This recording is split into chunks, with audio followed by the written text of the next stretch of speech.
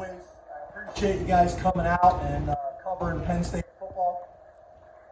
Got to give Purdue a bunch of credit. I think they're good on offense. Obviously, the quarterback is really good, super accurate, processes quickly, and they do a great scheme of getting the ball out of his hands very, very quickly.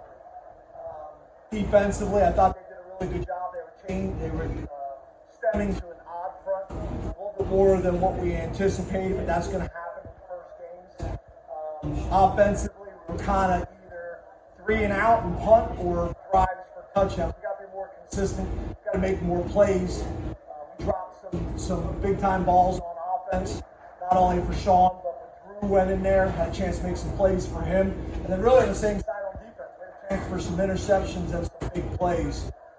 It was awesome to see Barney and Moore come in and punt really well after waiting his time to take the job, and I'm super proud of him and happy. This is a character win for our program. It was a tough win. Be able to win it in a 2-minute drive at the end. We've had a few of these over the years. We worked it a ton during training camp. We worked it this week. Something we do every week. And obviously with Sean's experience and confidence, we were able to make some plays and get it going. So give Purdue a ton of credit, but there's a bunch of stuff we got to get corrected tomorrow. We will have meetings and practice tomorrow. But obviously it's much better to learn these lessons and grow with a win, a tough win on the road, 12 out of the last 13 years. James, what happened to Sean that he had to leave the field? And secondly, did you consider replacing him after the interception because we saw Drew warming up? Yeah, so he cramped up, had to go in and get an IV, then came back, and then started to cramp up again. Wasn't sure if he was going to be able to go, so we got Drew going again, and then he was able to obviously get in there and play. I thought Drew did some nice things when he was in. Hopefully we can get him some time next week as well. But at the end of the day, I thought that experience there, especially that last drive, really mattered and helped us. Sorry, Mark. You seem committed to playing a lot of guys on defense deep into the game. Was that to keep those guys fresh on a hot night, or kind of what was the thinking there? A little bit of both. We had a plan to rotate. I am determined to develop depth. Last year, obviously, we weren't able to do that, and it cost us. So we are going to develop depth by playing guys. If you think we played a lot of guys this week, we plan on doing it again next week. And hopefully that will help us in fourth quarters like tonight, and hopefully that will help us later in the season in keeping guys healthy. You call this a character win. How much is this a character showing for Sean as well, coming back from the Big Six and leading down the field for two? Yeah, I mean, Sean is, in my opinion, everybody's got different lenses, but in my opinion, Sean's shown character over his entire career. So I'm really happy for him. But yeah, the pick six, obviously, you never want turnovers.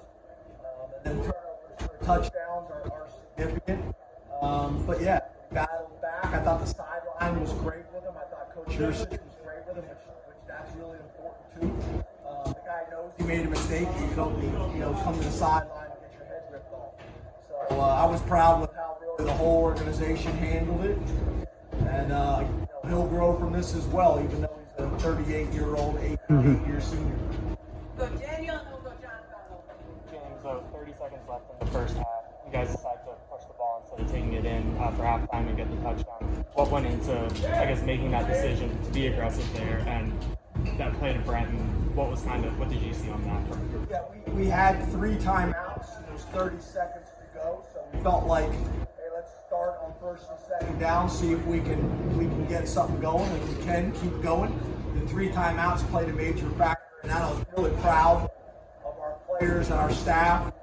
Really, at the end of the half and the end of the game, we were able to have all of our timeouts, which a lot of times early in the season you have to burn timeouts for silly things. So I thought that was big. The turnover at the end of the half by Zach Key was big because that could have factored in with the middle 8, which we all know is an important stat in football. They got it scored at the end of the first half, and then I think they opened the second half with a score. So that was a big part of the game. There's no doubt about it. But we had 3 timeouts in 30 seconds, which, to be honest with you, in college football, with as many ways there is to stop the clock,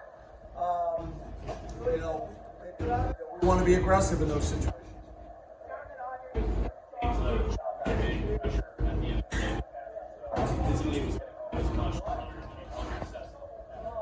Well, what I would say is if you really study Purdue and look at how quickly they get the ball out of his hand, even when he got pressure, he's throwing the ball. I think a lot of times to maybe encourage a pass interference penalty. But he gets the ball out quickly. There's very few people that get a ton of sacks against these guys. They do a really good job with it, but we were able to get sacks when it mattered most. And then obviously we got to build off of it. You guys had all 4 running backs involved by the first play of the second quarter. Are you committed to kind of keeping that rotation going, or do you want one guy to maybe see more carries? Yeah, it's kind of like I said in the past. I think we'll probably go in the next game based on how this game went with a very similar philosophy, and then if somebody takes over and gets real hot, then we'll adjust as we go. But right now, we got to watch the tape and talk about it as a staff. But right now, if I had to guess, we'll probably be in the similar rotation. James, Sean hasn't really hit his confidence. He's shown that outwardly. How does that show up in a game like this when it's not perfect, but obviously you have a chance at the end? I'm sorry, say the beginning part again. Sean has shown his confidence and expressed that. I'm wondering how that shows up in a game situation after things aren't going well and then you still have a chance at the end. Yeah, I think it was that, and I think it's obviously just a ton of experience. The guy's kind of had a roller coaster career. He's had unbelievable games, won 11 games, and we all as a program have had some adversity as well. So, I'm proud of him. The experience counts, and the experience matters. And obviously it showed there at the end of the game. He made some big plays. He showed some toughness. They took a couple shots. I think they got a personal foul penalty against them, and then obviously had to go in for an ID. So showed a bunch of character, showed a bunch of toughness, and obviously takes a ton of confidence to bounce back from a pick 6 and lead your team to a game-winning drive. So I'm proud of him. Neil and John. James, to clarify, he wasn't injured on the play with the personal foul, and also can you comment on the targeting where he lost the guy? Yeah, so the targeting, it's one of those that we've talked about before. There's targetings where guys lead with the head, and then there's targetings where the ball carrier is to a point that there's no way to keep your head up. If you're going to match pad level with pad level, that's going to happen. So I don't think there was any malicious intent there. He was just trying to stop the ball carrier. And I think if all of you, if you go home in your living rooms or you walk out of here and at some point you drop down, it's impossible to keep your head up. And that's what happened on that play. So he'll learn from it. And we'll coach off of it. There's not a whole lot we can really do in that circumstance. John and then James, was the decision to take Wallace out of performance space and how would you evaluate the offensive line? We were planning on rotating Effner in anyway. Obviously, Caden's got some things he's got to work on. We weren't able to get any explosive runs, which is something that we're committed to doing. I think overall, the line battle, but too many pressures, too many sacks, too many runs where the running back didn't have a situation to really get going and be open in space or be able to make a safety miss. So we gotta keep chipping away at that. Hey James, I don't know about Audrey's question. Do you think the decision to go drive-by-drive with 20 guys doesn't get caught? Because after a drive, they just go instead of This is one of those questions that I have a hard time answering. If we thought that would prevent it, probably wouldn't do it, right? Kind of a tough question. I don't think I finished answering your question, to be honest with you. You asked about Sean, and it was cramping. He went in and got